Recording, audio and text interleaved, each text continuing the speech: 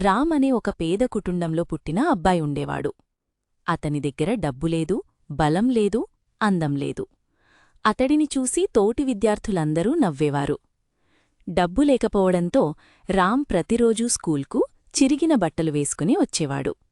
ఆ బట్టలు చూసి అందరూ అతడిని హేళన చేసేవారు.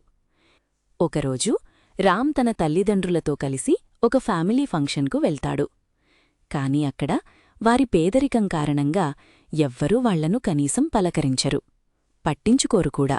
రామ్ అతని తల్లిదండ్రులు మాత్రం ఒక మూలన ఒంటరిగా నిలబడి ఉంటారు. ఆ రోజు రాత్రే రామ్ ఒక నిర్ణయం తీసుకుంటాడు. ఎలా అయినా సరే నేను కోటీశ్వరుడవ్వాలి. ఇంటి బయట కూర్చొని ఆలోచిస్తున్న రామ్కు ఒక్కసారిగా ఒక ఐడియా వస్తుంది. బట్టల వ్యాపారం మొదలుపెడితే? కాని సమస్య ఒక్కటే, వ్యాపారం పెట్టడానికి అతని దగ్గర చిల్లిగవ్వ కూడా లేదు. అయితే అతని దగ్గర ఒక గొప్ప పెట్టుబడి మాత్రం ఉంది. అది తనపై తనకున్న నమ్మకం. ఒకరోజు ఇంట్లో ఉన్న పాడైపోయిన బీరువా తెరుస్తాడు రామ్.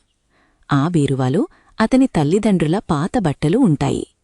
అందులోనుంచి ఒక కాటన్ చీర తీస్తాడు. ఆ చీరను ఒక టైలర్ దగ్గరకు తీసుకెళ్లి ఒక షర్ట్కు సరిపడేలా కటింగ్ చేయించుకుంటాడు. తర్వాత ఇంటికి వచ్చి ఆ షర్ట్ను తన చేతులతో కుట్టడం ప్రారంభిస్తాడు. 2 రోజులపాటు కష్టపడి చివరికి ఆ షర్ట్ను పూర్తి చేస్తాడు. దాన్ని శుభ్రంగా ఉతికి మడతపెట్టి జనం ఎక్కువగా ఉండే వీధికి అమ్మడానికి తీసుకెళ్తాడు. అక్కడ ఒక వ్యక్తి కారులో వెళ్తూ ఆ షర్ట్ను గమనిస్తాడు. ఆ షర్ట్ అతనికి చాలా నచ్చుతుంది. ఆ వ్యక్తి ఆ షర్ట్కు 500 రూపాయలు ఇచ్చి కొనేస్తాడు. ఆ డబ్బులు చేతిలో పడగానే రామ్ కళ్లల్లో ఆనందం మెరిసిపోతుంది. ఆ రాత్రి అతడు నిద్రపోలేడు. ఎందుకంటే అది అతని జీవితంలో వచ్చిన మొదటి విజయం. మరుసటి ఉదయం ఆ 500 రూపాయలతో మరిన్ని షర్ట్లు కుట్టి వాటికి అందమైన రంగులు వేసి అమ్మడానికి తీసుకెళ్తాడు. ఆ షర్ట్లు ప్రజలకు బాగా నచ్చుతాయి. వాళ్ళు ఇష్టంగా కొనుక్కుంటారు. ఈసారి రామ్కు 2000 రూపాయలు వస్తాయి. అలా రోజురోజుకు షర్ట్లు కుట్టి అమ్ముతూ రామ్ తన వ్యాపారాన్ని పెంచుకుంటూ వెళ్తాడు. కొన్ని నెలల తరువాత లాభాలు బాగా రావడంతో ఒక చిన్న షాప్ కూడా ఓపెన్ చేస్తాడు. ఆ షాప్కు తన అమ్మ పేరు పెట్టుకుంటాడు, పుష్పవతి క్లాత్ స్టోర్.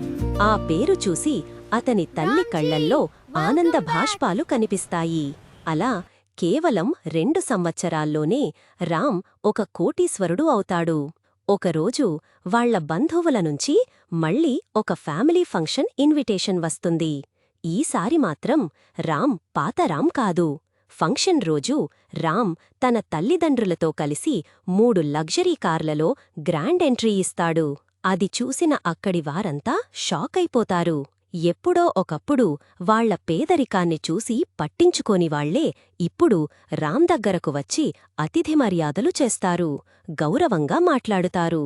అవమానం అతన్ని ఏడిపించలేదు. అదే అవమానం అతన్ని కోటీశ్వరుడిని చేసింది.